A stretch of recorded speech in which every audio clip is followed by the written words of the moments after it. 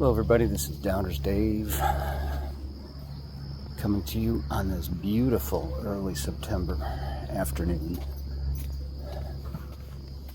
from Downers Grove, Illinois. So today we're just talking about this thing that's up in Village Council right now for a row vacation. A row vacation is your request to vacate an easement in this case, or another piece of public land. So the house in question is this house here.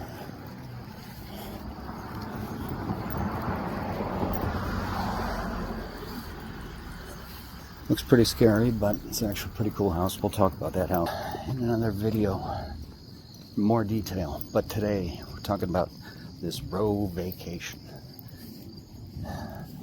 So, story goes, builder bought the house earlier this year, a couple months ago. Letter in the mail, public hearing for this row vacation, which basically means that the property owner, in this case the builder, I guess in cahoots with the property behind him, put in the request for the row vacation. So they would split it in half and put up a fence, and that's it. So anyway, the zoning board approved it, a couple months ago maybe. And then the village council needs to vote on it, which they had a first hearing on it September 2nd, which you'll see in a moment here. And then they'll vote on it again September 7th. September 9th, I'm sorry. And sounds like they're pretty much in favor of it happening, which, you know, they're right, it doesn't affect a whole bunch of people, but it does affect a few people. And so, question here, this is the entrance from one yard here to another yard. Yard's back up, no fences, and then you get back here, and this is the easement, and the easement main function is to hide the ugly utilities with some trees. You know, they're not perfect, not great, but here it's they asked who maintains it, and you know, really ComEd has come in for the last 30 years and they trim the trees back, and then the rest of us maintain the trail, which just means walking on it. So that's essentially it. And so basically, I guess where that white property line is now would move to the middle there, about where that orange wire is. Anyway, so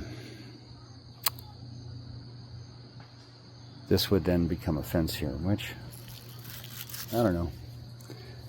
If you're building your dream house, I'm cool with it. If you're just building the biggest house you possibly can so you can get the most money out of it, feel like I'm paying for it anyway. But I think it's 8 feet. 8 feet in 8 feet more of house is a lot of house. So I get it. Anyway, we'll cover the house more. I'll update you as things go by. But for now, that's the video. Thanks for watching. Like and subscribe. More stuff coming soon. More cool Downers Grove stuff. Thank you.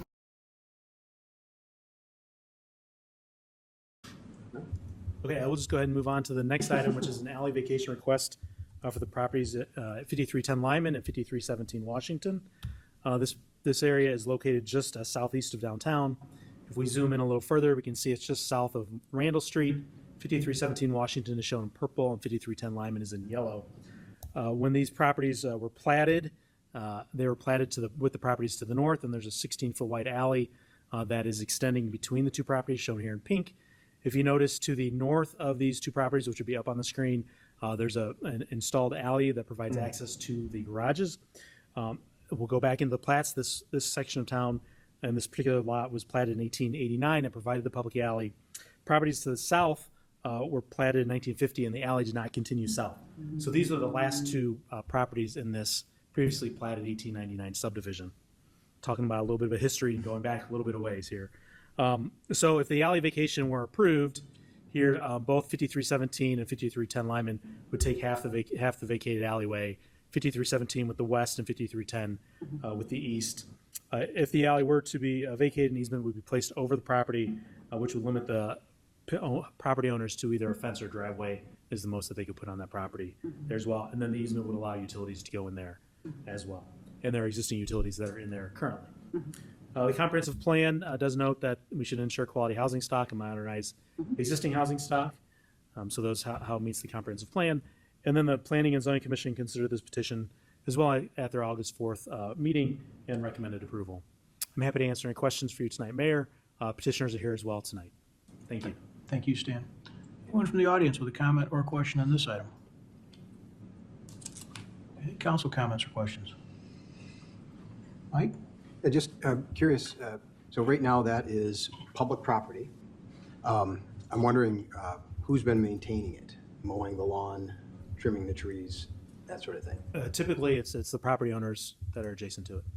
So, I mean, and they've been doing that for how many years? And it just makes a lot of sense to me. The easement will continue, so there's still nothing can be built there.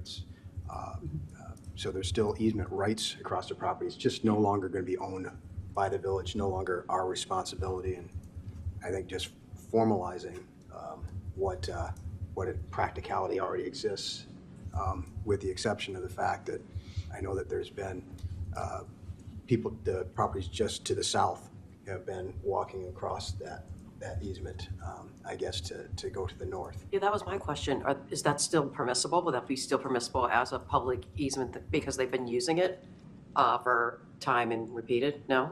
So then there's a possibility that piece of land can be enclosed? Yes, it can be fenced. Right. Good clarification. Anyone else? Mark? Right.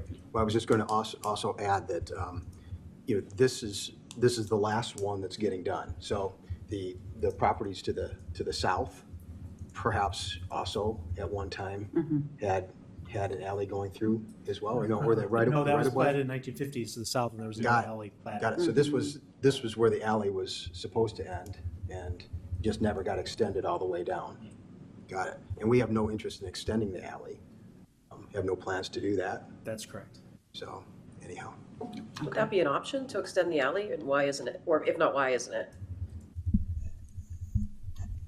That would require the property owners to the south to dedicate a public alley. That is almost always done as part of a subdivision, so it would be significantly challenging to ask people if they would be interested in dedicating their privately owned back to the village for a public road purpose. And we definitely have not established that this has met the requirements of public use over time and usage, right? So there's no way to label it as such. So that, it would be up to the council, one of the decision-making factors found in the right-of-way vacation policy. Okay. Chris, do you have something? Yeah, I just want to be clear. We have some dollar values in the report. When we vacate, are they buying the land from us at these dollar values? Yeah, so the council so decides pursuant to the policy. We would be yes. selling. Okay. Unless someone can give me a reason. Yeah. It seems, I agree with Mike. Yeah, I agree with Mike too. And it's, in reading the report, we've only had 2 neighbors extend an interest in the public use here. That doesn't sound like public use to me. Right. So, I mean, I think this makes total sense. And it fits the code that we're looking at here. Well, and to be clear, those neighbors just to the south still have a way to go north. They just have to do it on the street like everybody else has to do. So we're not cutting anybody off. Right, there's a sidewalk there. Yeah, now this is a classic example of meeting with our right-of-way and vacation policy, which has served us very well for a long time. Yeah. This was a little bit more haphazard back in the day. This has sort of brought order and focus on the different factors such as need and future and use and compensation, and I think it's worked pretty well. This one seems to be a classic example of there's no reason why we would keep it. I agree that two people who might use it occasionally have ready access to where they need to go from alternative existing infrastructure, and it seems to check all the boxes for our policy. Will the affected adjacent landowners suffer any detriment to their property by the vacation? No, there's still utilities that are running back through that area that continue southbound that way. And then I don't believe there would be any detriment to them because, as council members have noted, they have other access points.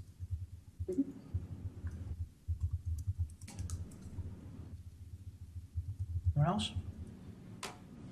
Thanks, Dan. Thank you. The final two items on tonight's first reading.